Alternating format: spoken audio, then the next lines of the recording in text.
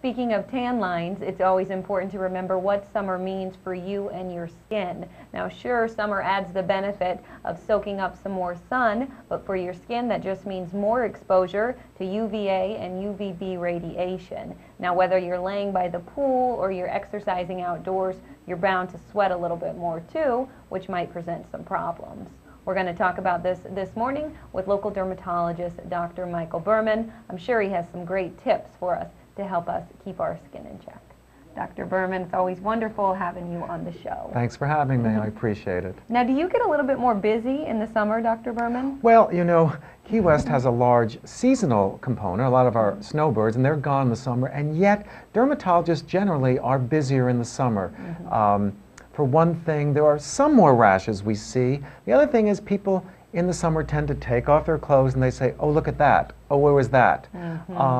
Then there are some more rashes we see in the summer, but in general, yes, I would say for the local population, we see more of them in the summer.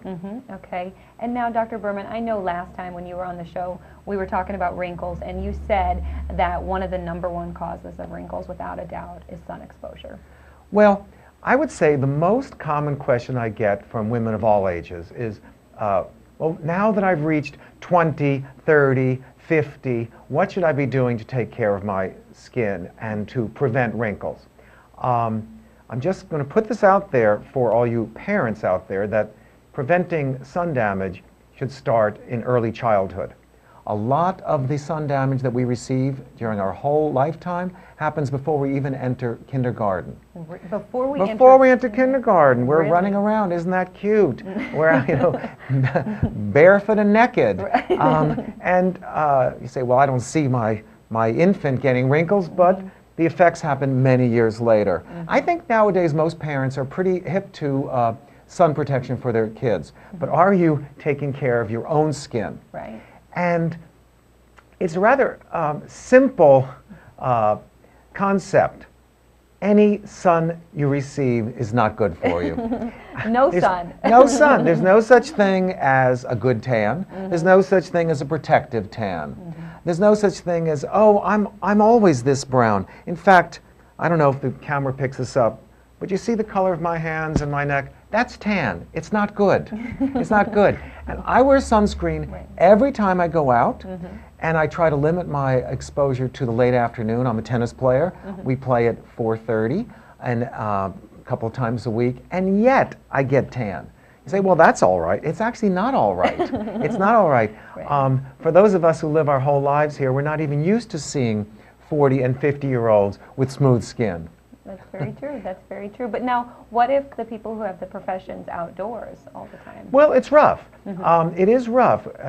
30 years ago, when the high-number sunscreens came in, we said, oh, great, sun protection, the sun protective factor. Now we try to instill in people sun avoidance. Now, if you work outdoors, what can you do? You wear the highest number sunscreen you can get. It's not true that a 15 is high enough. A 30, a 50, a 100 is actually better.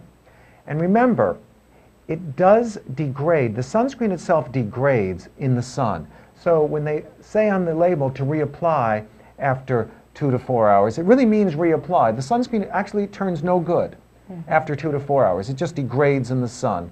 And then, of course, it's even better to stay in the shade, wear a hat, wear gloves. Certainly a lot of our local fishermen wear long sleeves. Nothing beats it for protecting against sun. Very true. And now I mentioned to Dr. Berman that here in the summer, if we're exercising outdoors, we sweat more than we normally would. We do sweat. That do? Well, generally for a healthy person who's not wearing wet clothes all day, the sweat doesn't have a lot of downside.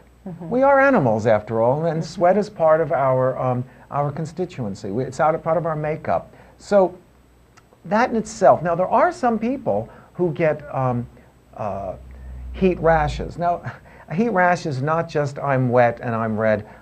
It's a specific rash. It can be quite painful and debilitating, actually, and especially if you have to continue to work in the heat. Generally, that's not really a major problem. Okay, so it's not too much of a really problem. Not, no. And And I remember too, Dr. Berman, I like this. You say that we don't need to worry about moisturizers and even with facial cleansers. Just wash our face if we feel that grimy Exactly.